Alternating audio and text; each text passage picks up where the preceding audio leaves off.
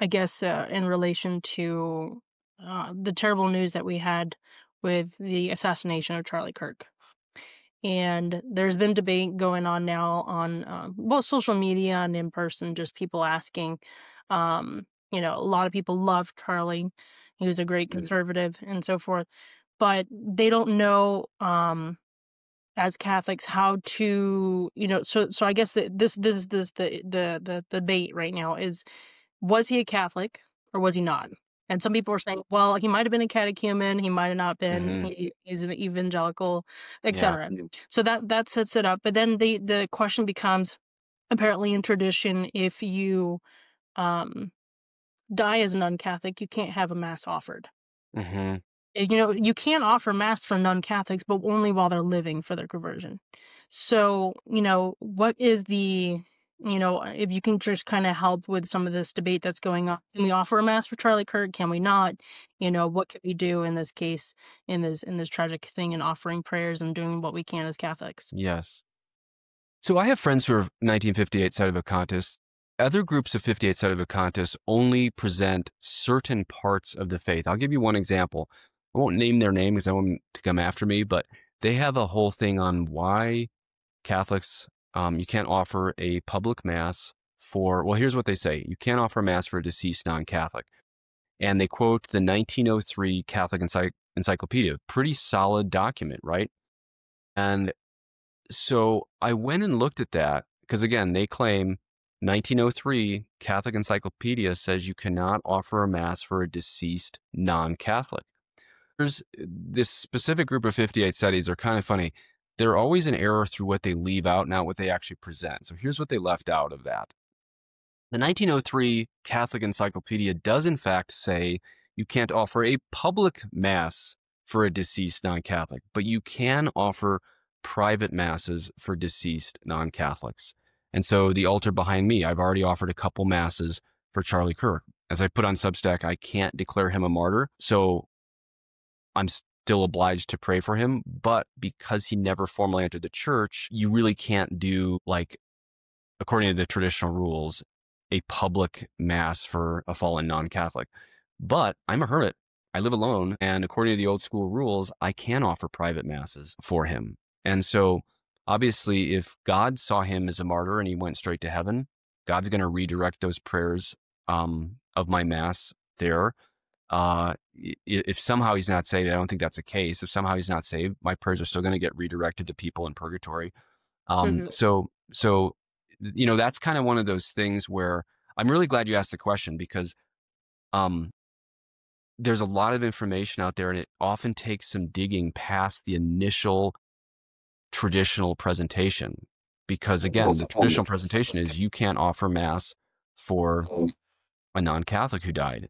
And again, the old school rules is that is the case for public masses, but there is some leeway on private On masses. private masses. No, that's good. That's really good to hear. So if Catholics want to ask their local priest, can you offer a mass? They could Yeah, do it privately, and there's I no think there's no so. problem. Yeah, I think so. Hmm. Okay, no, And then good. there's, yeah, I mean, I think one of the important things to realize is I put this on Substack that the Catholic Church traditionally considered her catechumens to be one of her own. Now, the pushback I got from a lot of traditionalists was, but he hadn't entered RCIA. And what I want to say to those traditionalists is, but do you really believe in RCIA? Like, do you really think that the real test of if you're a catechumen is if you go to Mrs. Van's liberal class in the basement eating cookies and learning Egg. about social justice? Like, you have a guy quoting scripture, um, defending the rights of Mary, sounding more Catholic, sorry to say it, than 99.9% of the bishops of the United States. And you're going to say, unless you're in union with the bishops who you sound a lot more Catholic than, then you can't be saved. So this really brings into questions of like, what do you mean by the Catholic Church, right?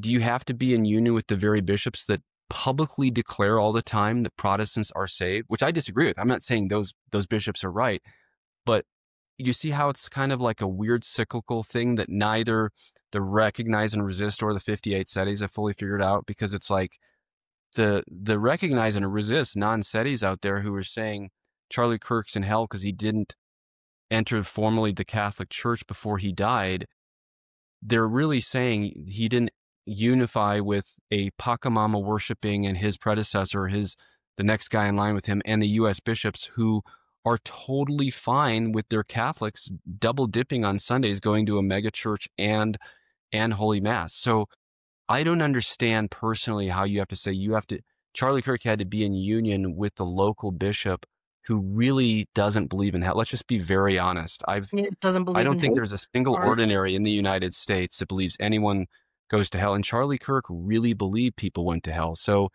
you're going to have some listeners not very happy at my next sentence, but he was more Catholic than 99% of the Catholics out there. Because yeah. I'll be honest, modernism is actually a worse heresy than Eastern Orthodoxy. It's a worse heresy than Protestantism. And now when I say modernism, most people think, yeah, James Martin's really bad. No. I'm actually more extreme than your average traditionalist. I think 99% of the Catholics in this country are actually modernists. So if Charlie Kirk's not saved for not being a Catholic, then really nobody going to the Novus Ordo is going to be saved either. So you got to be pretty careful of the conclusions you come to on this stuff. Yeah, but I think it's true. I think it's a good point you're making, because what does being in union with the church or in union with the faith or in communion with Christ really? Yeah. I mean, we have lots of debate going on with that, like the SSPX are not in communion with the church or whatever. This Hmm. group isn't, that group isn't, or That's that right. priest isn't. Even independent priests get picked on. They're not in communion with the church. They're not under a bishop. Yeah. So forth. But one person I says, it goes back to what St. Paul says, where we have to be of one heart, one mind, one Yeah. baptism, one faith. And what does that look like? It looks like, holding faithful to the dogmas and the doctrines of the church that have always been, always Yeah. were, and were taught That's right. everywhere, and holding And, to that. and even I've written a lot against moral theology errors that just overemphasize reduced culpability, but we as traditionalists do believe in a little bit of reduced culpability. And Dr. Maz has proven, I went looking through Charlie Kirk's old tweets even before I knew you were going to ask me this question today. And Charlie Kirk wanted to enter the Catholic Church, but he saw in Francis such a Marxist, he couldn't do it. When I heard Dr. Mazza say that on Ann Barnhart's podcast just 2 days ago, I decided this morning, again, before you even had me on to talk about this, I went looking through Charlie Kirk's tweets, and it's true. He was highlighting, he was trying to stay very respectful of the Catholics he could, but he couldn't enter because he saw in him a Marxist. And boy, regardless of where you find that man's validity on the chair of Peter, you have to grant some slack to Charlie Kirk, a very Bible-believing Christian who that has to be some cause for reduced culpability. If looking at a Universalist, Unitarian, Pachamama worshiper, you can't enter that church. Unless you're in union with a Pachamama worshiper, you're not saved. That cannot be how the God of divine revelation functions. I'm not saying I know he's absolutely in heaven, but there's holes in a lot of traditional arguments out there right now, and I just don't buy it. Unless Charlie Kirk died in union with two open border popes, he can't be saved, as he, you know, died for defending the truth. Yeah. The It, measure, and it's I'll sad, just, the yeah, go ahead. situation. I'm sorry. Yeah, no, it's sad, the situation that we're in. It's like it has to be like a miracle. And it really is, because we've had a catechumen just recently this past year join the church, and we consider it a huge miracle, because they look at the Pope and they're like, yeah. And I tell my kids in class, I said, we're not Catholic because of the Pope. He's supposed to be representing Christ, supposed to be defending the doctrine of the church, but when he's not, and he's gone off the rails, we don't follow that way. We continue to just remain faithful. But and that's what being communion really means. It doesn't mean you have to follow the Pachamama way, etc. It's really a miracle if someone does enter the church today. I just, it's heartbreaking to see how much one, I mean, even just as Catholics, how do we hold on, seeing, that the hierarchy is and such. But Our Lady has warned us that that would happen. Exactly. Exactly. And like you look at, there were some Eastern Orthodox metropolitans, even over the last 50 years, who wanted to become Catholic in the Vatican. I think it was in the 1980s, maybe the 1990s also. So we're even talking prior to 2013.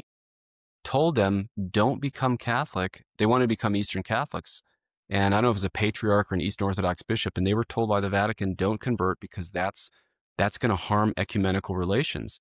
So the I really, remember reading right? the So the really tough recognize and resist people out there who say, well, Eastern Orthodox or schismatic, they're gonna go to hell. It's like, so they're gonna go to hell for obeying the very Vatican they have to be in union with by obeying them who tells them to stay out of the Catholic Church. That doesn't make any sense, right? So again, I'm not saying they're saved because times are confusing, but I am saying there's got to be major, major levels of reduced culpability in God's mercy if you have an Eastern Orthodox patriarch wanting to become Catholic and the Vatican itself tells him, no, no, no, you stay Eastern Orthodox because that's going to hurt Eastern Orthodox relations. That right. is not us teaching the classic teaching of extra ecclesia nulla salus, right? And then in that case, maybe the 58 Sedes are right. But then in that case, was Charlie Kirk, did he go to hell for not being in union with a church totally invisible, a church that has absolutely no visibility? Well, that also doesn't describe a Right. merciful God either. So everyone who thinks they have a really good answer, from like the tough guy recognizing resistors to the 58 Sedes, don't have it. And I don't claim I have it either. That's where I'm just remembering the measure with which you measure is going to be measured unto you. And Charlie Kirk was more Catholic than 99% of the Catholics I know. So, if he's not saved, I better go live in a cave on one potato a day